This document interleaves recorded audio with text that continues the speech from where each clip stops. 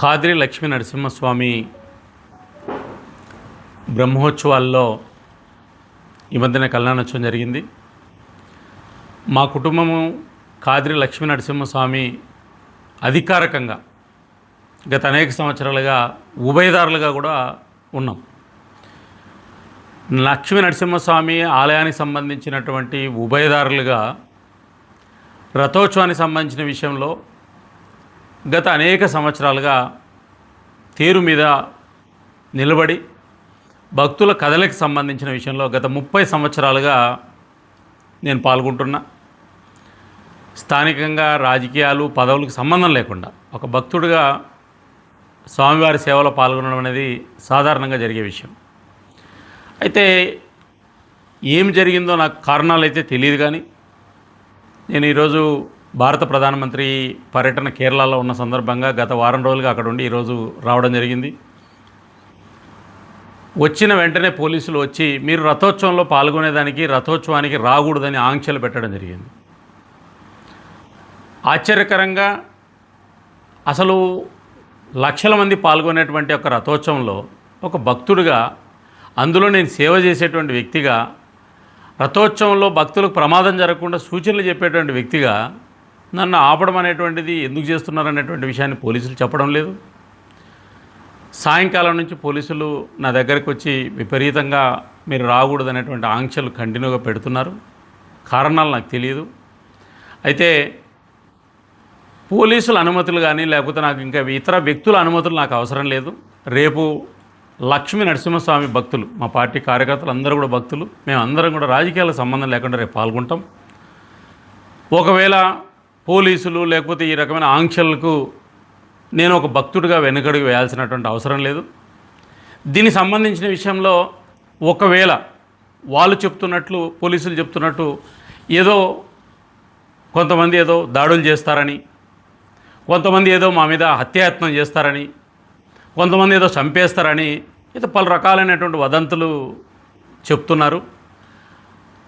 లక్ష్మీ నరసింహస్వామి సేవలో ఒకవేళ ఎవరన్నా మేము వెళితే నిజంగా హత్య చేసేటువంటి వ్యక్తులు, లేకపోతే దాడులు చేసేటువంటి వ్యక్తులు, ఇవన్నిటికంటే కూడా బలమైనటువంటి వ్యక్తి ఖాద్రి లక్ష్మీ నరసింహస్వామి. కాబట్టి రేపు ఉదయం నేను మా కార్యకర్తలతో కలిసి 7 గంటలకు రథోత్సవంలో పాల్గొంటున్నాను. ఈ విషయాన్ని ప్రభుత్వంగా,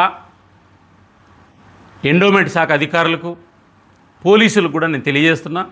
కాబట్టి ఒకవేళ ఖాద్రి లక్ష్మీ నరసింహస్వామి సేవలో నేను పాల్గొంటే, ఒకవేళ ఎవరైనా హత్య చేస్తే, చంపితే, లేకపోతే ఏదైనా దాడులు చేస్తే దానికి నేను సిద్ధంగా ఉన్నా. మా కార్యకర్తలు కూడా సిద్ధంగా ఉన్నారు.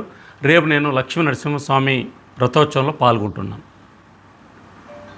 ఇప్పుడు మీరు 30 సంవత్సరాల నుంచి ఈ రథోత్సవంలో పాల్గొంటున్నారు. దాంట్లో ఏమన్నా అంటే లెటర్లు ఇచ్చి వీళ్ళే పాల్గొనాలనేది ఎక్కడైనా ఉందా? ఈ 30 సంవత్సరాలు ఎక్కడైనా జరిగిందా?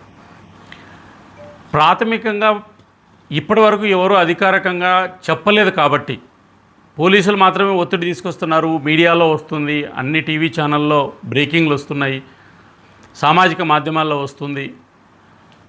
కాబట్టి నేను స్పందిస్తున్నా. నేను రేపు వెళ్ళే సమయంలో ఎవరు దాడి చేస్తారు, ఎవరు హత్యాయత్నం చేస్తారు, ఎవరు ఏ కారణాలతో దాడులు చేస్తారో తెలియదు. నాకు కూడా భారత ప్రభుత్వం రక్షణ ఉంది, రాష్ట్ర ప్రభుత్వం రక్షణ ఉంది.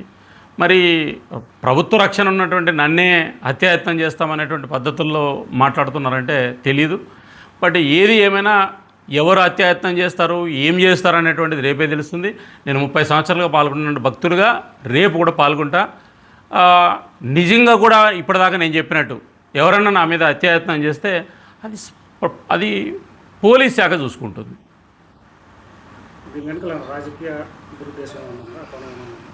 ఈ ఏ విషయాలైనా రేపు తెలుస్తాయి. నేను ఇప్పటికి నా దగ్గర ఏ రకమైనటువంటి ప్రాథమిక సమాచారం లేకుండా నేను వ్యక్తుల మీద ఆరోపణ చేయడం సరైనటువంటిది కాదు.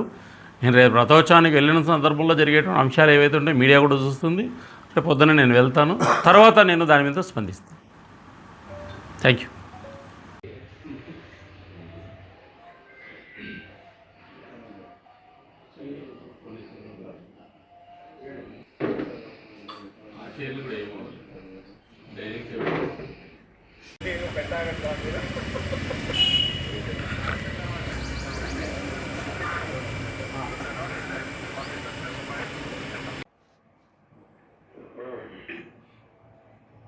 ఎన్ని గంటలకు చేస్తారండి?